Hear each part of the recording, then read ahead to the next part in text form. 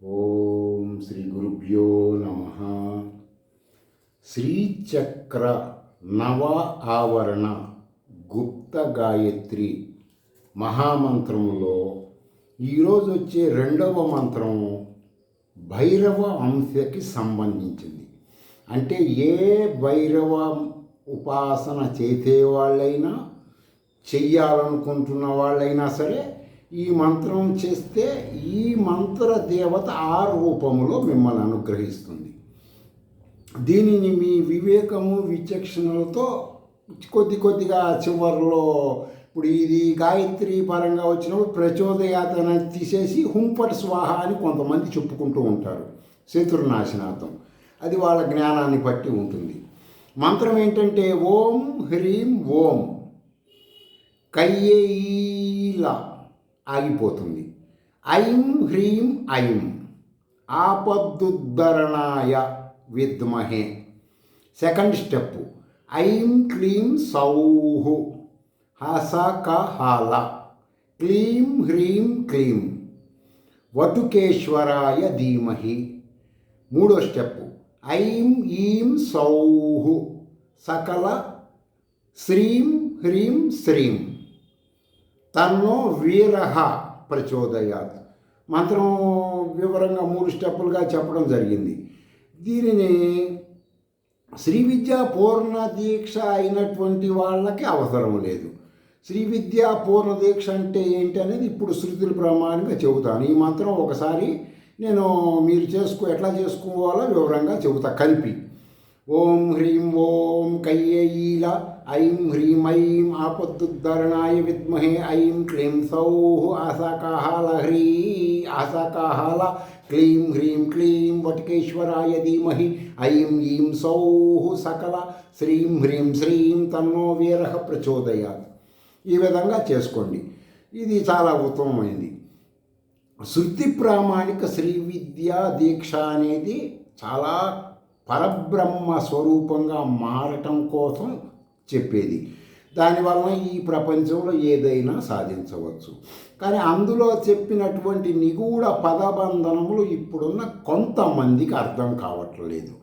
ఎలా అంటే ఏదైనా ఒక ఎంబీబీఎస్ డిగ్రీ కొనుక్కున్నట్టుగా ఈ శ్రీ విద్యలో కూడా కొంతమంది ఒక దీక్షానామంతో డిగ్రీలు అమ్ముతుంటారు. దానివలన సర్వ ఉపనిషత్తు సారమైనటువంటి కషాయం అంటారు దాన్ని, సర్వ ఉపనిషత్తుల కషాయాన్ని దానిని పానం చేస్తే తాగితే ఏం జరుగుతుంది? శ్రీ విద్య పూర్ణ దీక్ష అంటే సర్వ ఉపనిషత్తుల కషాయము. అది తాగితే ఏమవుతుంది? లలితా సహస్రనామంలో వస్తుంది, సుధా సారాభివర్షిణి తల్లి తటిలత సమరుచి షట్చక్ర కోపరి సంస్థిత అని. అందులో చూసుకోండి. ఆ విధముగా సాధకుడు ఉంటాడు. అంటే ఇప్పుడు చెప్పేటప్పుడు దీన్ని సైన్స్ పరంగా చెప్పినప్పుడు ఏమవుతుందంటే శరీరంలో అనేక రకములైన హార్మోన్లు ఉంటాయి. అవి రసాయనికాలు చెందుతుంటాయి. వాటిని గ్లాండ్స్ అంటారు. ఈ మొత్తం గ్రంథులన్నిటినీ కలిపి ఎండోక్రైన్ వ్యవస్థ అంటారు. ఈ ఎండోక్రైన్ గ్రంథులు మానవుడికి ఆహారము ద్వారా కొన్ని చూసే చూపుల ద్వారా, ఆ చూపులు మనసుతో చూస్తే దాని ద్వారా హార్మోన్లు ఉత్పత్తి చేసి రక్తము ద్వారా శరీరంలో ఉన్న సర్వ అంగాలకి పంపిస్తాయి. దాని ద్వారా ఆ హార్మోన్ల ద్వారా మానవుడి బిహేవియర్ ఉంటుంది. శరీరంలో అంతర్గతముగా జరిగే జీవక్రియ, శక్తి స్థాయి, పునరుత్పత్తి, ఎదుగుదల, కొన్ని హెల్త్ ప్రాబ్లమ్స్, ఒత్తిడి, తర్వాత చుట్టూ ఉండే వాతావరణం ద్వారా స్పందన గుణాలు మొదలైన వాటన్నిటి ద్వారా హార్మోన్లు నియంత్రించి సమన్వయం చేసి నిన్ను ఎడ్యుకేషన్ చేసే వ్యవస్థ ఎండోక్రైన్ వ్యవస్థ. దీని హెచ్చుతగ్గుల వలన బ్యాలెన్స్ సరిగా లేవటం వలన శరీరకంగా కానీ మానసికంగా కానీ అజ్ఞానం, అవిద్య వస్తుంది. దీన్ని ఇంకా వివరంగా చెప్పాలంటే యాజ్ఞవల్క మహర్షి తన భార్యలకి కొన్ని జ్ఞానాలు చెప్తాడు. అందులో పదబంధనములో ఉంటాయి. ఆ పదబంధనంగా ఉన్నదాన్ని మీకోసం కొంత విశదీకరించి చెబుతున్నా. దీనిని మీరు ఆధ్యాత్మికంగానే ఆలోచించుకోవాలి. ఏమని చెప్తాడు? ఆహారాన్ని ఔషధంగా తీసుకోవాలి శ్రీ విద్యా పూర్ణ దీక్షాపరుడు. ఎందుకండి ఔషధంగా తీసుకోవాలి? ఈ రోజున ఇది చెప్పింది ఎప్పటి సంగతి? భారతదేశంలో ఆనాటి జనాభా ఎంతమంది, ఇప్పుడు జనాభా ఎంతమంది, ఇప్పుడు లైఫ్ స్టైల్స్ ఎట్టున్నాయి, ఇప్పుడు సిటీస్ ఎట్టున్నాయి. కాబట్టి దీనిని అన్వయించుకుంటూ వెళ్ళాలి. అది జ్ఞానం రావటం కోసం. పూర్ణ దీక్ష అంటే జ్ఞానం వస్తే పరమాత్మ. పరమాత్మ ఎలా ఉండాలి? విశ్వంలో ఎవరికైనా ఏదైనా ఇచ్చేటట్టు ఉంటాడు, బెగ్గింగ్ చేయడు కదా. కాబట్టి నువ్వు దీని విషయంలో ఎలా ఆలోచించాలి? ఒక ఆహారం తీసుకుంటున్నావు, ఒక పండ్లు తీసుకుంటున్నావు తినటానికి. ఆ పండు చూడంగా నీకేం జ్ఞానం రావాలి? ఈ రోజున శ్మశానాల పక్కన కూడా పూల తోటలు, పండ్ల తోటలు ఉన్నాయి. కొన్ని శ్మశానాల్లో పండ్లు తోటలు పెడుతుంటారు. వాటి ద్వారా తయారైన వాళ్ళు మొత్తం తినలేరు కదా, బయట అమ్ముకుంటుంటారు కదా. శ్మశానములు దగ్గరలో ఉన్న పండ్ల తోటలు, శ్మశానంలో ఉన్న పండ్ల తోటల ద్వారా పండ్లు శరీరం చనిపోయిన వాళ్ళని పూడ్చిపెట్టిన తర్వాత 90 రోజుల తర్వాత రసాయనికాలు బాడీలోంచి మట్టిలోకి వస్తాయి కదా. ఈ పెద్ద మామిడి చెట్టు వేర్లు దాని శవం కిందకి వెళ్తాయి కదా. ఆ వేర్లు ఆ రసం పీల్చుకుంటాయి కదా. అప్పుడు తయారైన పండు ఎలా ఉంటుంది?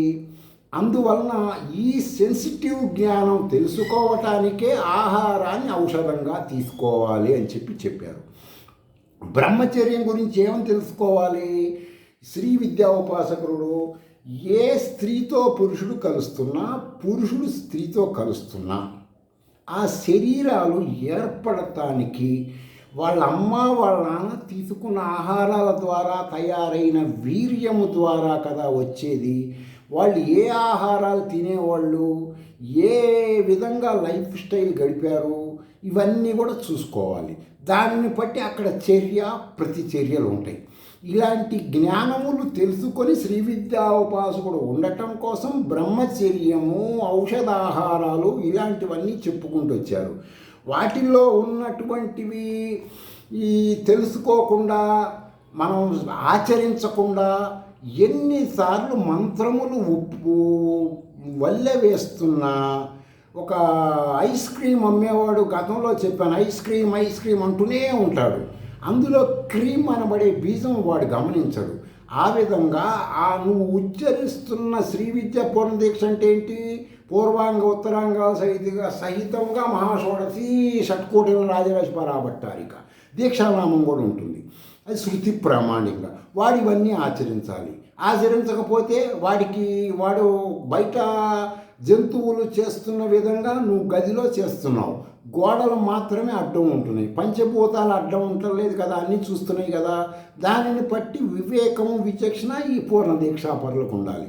అంతేకాని మాకు పేరు ఉందండి, మేము పూర్ణ దీక్ష మంత్రాలని తెలిసింది. మంత్రముల వలన ఒక్క మంత్రము చేసిన కలియుగంలో ఇప్పుడున్న సమాజం 150 కోట్ల మంది ప్రపంచంలో అతి పాపము కానీ అతి పుణ్యము కానీ వెంటనే వస్తుంది. ఒక మంత్రాన్ని ఎవరైనా సరే దారిద్ర్య నివారణ కొరకు, ఇప్పుడు నేను చెప్తున్న మంత్రాలు ఎవరైనా సరే పూర్ణ దీక్ష తీసుకోని వాళ్ళ గురించి, వాళ్ళు ఏదైనా ఒక మంత్రం చేస్తున్నప్పుడు దానిని ఇప్పుడు 1,00,000 సార్లు చేసి పంచభూతాలతో కలిపి పురస్చరణం చేయాలి. మాకు పురస్చరణ లేదంటే ఒక్కొక్క పంచభూతానికి ఒక్కొక్క 1,00,000 చొప్పున మొత్తం చేసుకుంటూ వెళ్ళాలి. అతి పుణ్యం అవుతుంది. అతి పుణ్యమైనప్పుడు ఏమవుతుంది? వెంటనే వస్తుంది వాడికి వాడు కోరుకున్నటువంటి ఫలితం. వాడేం కోరుకుంటాడో వాడు విచక్షణ వివేకాన్ని బట్టి ఉంటాయి. తర్వాత పూర్ణ దీక్షాపరులకి బెనిఫిట్స్ ఏంటండి అంటే, మానవుడు 35 ఏళ్ళు దాటిన తర్వాత లేడీస్ అయినా పురుషులకైనా సుమారు 7,000 మెదడు కణాలను కోల్పోతారు. ఈ కణాలు భర్తీ చేయటం జరగదు. ఈ కణాల వలన వాడికి వాడు కొన్ని బెనిఫిట్స్ కోల్పోతాడు. అందుకని ఇవి చేయటం వలన ఏమవుతుంది? వేరే కొత్తవైనటువంటివన్నీ వాడికి ఇంటర్నల్గా తెలుస్తూ ఉంటాయి.